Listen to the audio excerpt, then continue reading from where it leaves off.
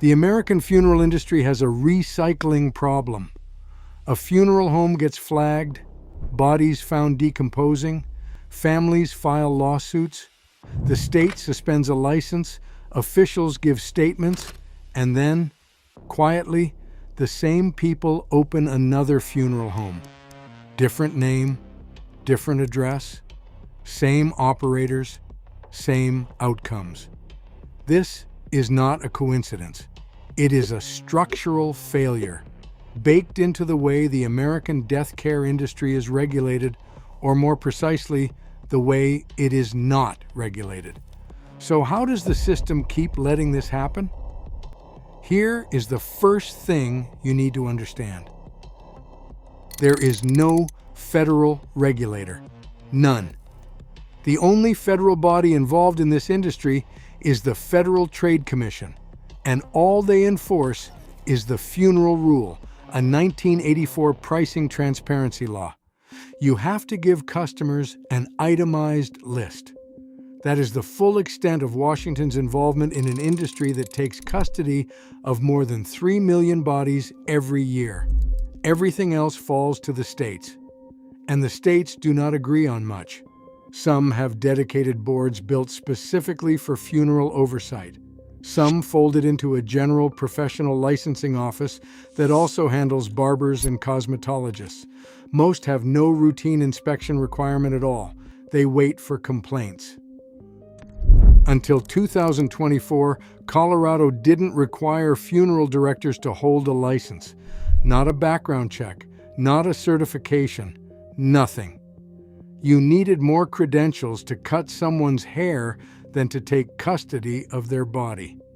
A county coroner flagged his concerns about a local funeral home to Colorado's state regulatory agency in 2020. The state never responded. 3 years later, 190 bodies were found decomposing in that facility. The Hallfords had been storing them since 2019. Families had been given fake ashes.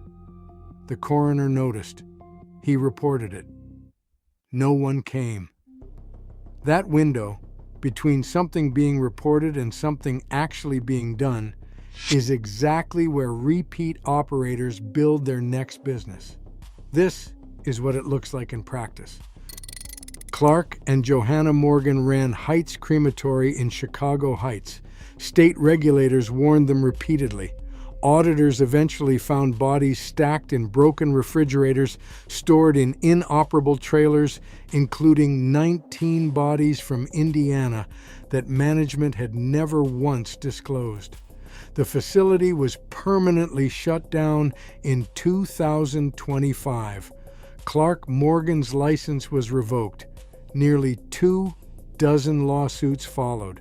Then they opened South Chicago Chapel. Their names were in state business records. The lawsuits were public. The shutdown was documented. When neighbors held a community meeting about the new funeral home, Clark Morgan showed up in person. He told the room the license was in his wife's name.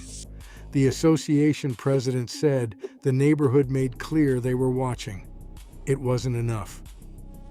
When police walked into South Chicago Chapel in August 2026, they found 57 decomposing bodies inside the same building families had been bringing their loved ones to. Now go to Colorado. John and Carrie Hallford owned Return to Nature Funeral Home in Colorado Springs. Between 2019 and 2023, they stored nearly 190 bodies in a decrepit building while fabricating cremation records and handing families containers of fake ashes. In some cases, what investigators believe was dry concrete mixed to mimic human remains. One woman spread what she believed were her mother's ashes in Hawaii, fulfilling her final wish. When the news broke, she told reporters, "Any piece that we had, thinking that we honored her wishes, was just completely ripped away from us." Another man buried what he thought were his mother's ashes beneath a tree at his home in Maui, overlooking her grandchildren, exactly where she had asked to be. The FBI called him while he was teaching a gym class. Hundreds of families learned from officials that the ashes they had ceremonially spread or kept close weren't actually their loved ones' remains. Some had them made into jewelry. One person had them tattooed permanently into their skin. John Hallford was sentenced to 40 years. Carey got 30. Colorado passed new licensing laws and inspection requirements immediately after. All of it after. Then there's Indiana. Randy Langford owned Langford Funeral Home and Family Center in Jeffersonville. Police found 31 bodies in various stages of decomposition, along with the cremated remains of 17 others. 3 of the facility's 4 air conditioners weren't working. Some of those bodies had possibly been there since March of that year. At least 20 families filed lawsuits saying they had been given the wrong cremated remains. Langford pleaded guilty to 43 felony theft charges and was ordered to pay restitution to 53 families. The total restitution across all 53 families, $46,000. He avoided jail entirely. He was sentenced to 4 years of supervised release, including 1 year of home incarceration. Families who lost someone, who paid for a service that was never performed, who in some cases were handed the wrong remains, and the man responsible went home. 3 states, 3 regulatory bodies, 3 different outcomes for the operators involved. The same failure underneath all of them. So why does this keep happening? Not why did it happen once, why does it keep happening across different states, different operators, different decades? The answer is architecture. 50 states regulate this industry 50 different ways. There is no interstate compact for funeral directors, no shared database of revoked licenses, no automatic alert system when a director's license is pulled in one state. If your license gets revoked in Illinois, nothing automatically prevents you from walking into Indiana and applying for a new one. States that accept out-of-state applicants require proof of a license in good standing, but the burden is on the applicant to self-report. The cross-checking largely does not happen because there is no system built to do it. This is how the same name ends up on a new business filing within months of a shutdown. A spouse, a sibling, a freshly formed limited liability company. The license belongs to whoever is named on it. The history of everyone else in the building does not automatically follow. So, an operation restructures, refiles, and reopens. Legally.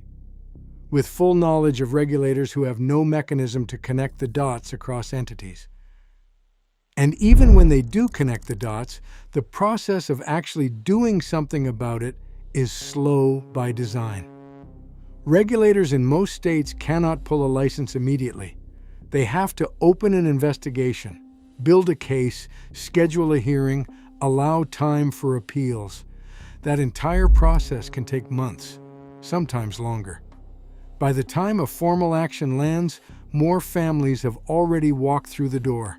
The Indiana case made this visible in a different way. Langford's license wasn't suspended until after police were already inside the building. The coroner's office reported an odor. Officers went in. Only then did the state board move. The sequence was discovery first, regulatory response after. That is not an exception. That is the standard sequence. Some states are starting to respond.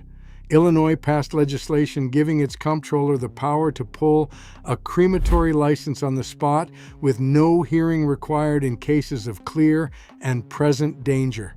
Maximum fines raised to $10,000 per violation. It is one of the most aggressive regulatory reforms the industry has seen in years. It takes effect January 1st, 2027. The legislation exists because the current system was too slow to protect anyone. That much, at least, is now officially acknowledged. What hasn't been acknowledged at any federal level in any serious legislative push is the cross-state problem, the database that doesn't exist, the license that gets revoked in one place and applied for in another. Until that changes, the pattern doesn't stop. It just moves. Here is the part that doesn't make the news. Someone is in the middle of this right now. They found a funeral home the way most people do. A referral, a Google search, a name a nurse mentioned on the way out of a hospital room. They signed the paperwork. They paid the deposit.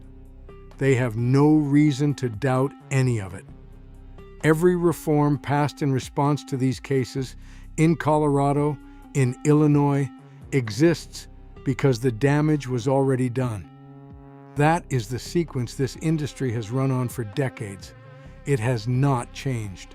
The reforms are real, but they are still arriving after, which means right now, somewhere, it is still before. This is Funeral Report.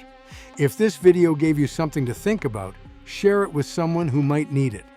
And if you want to stay informed on how the death care industry actually operates, subscribe.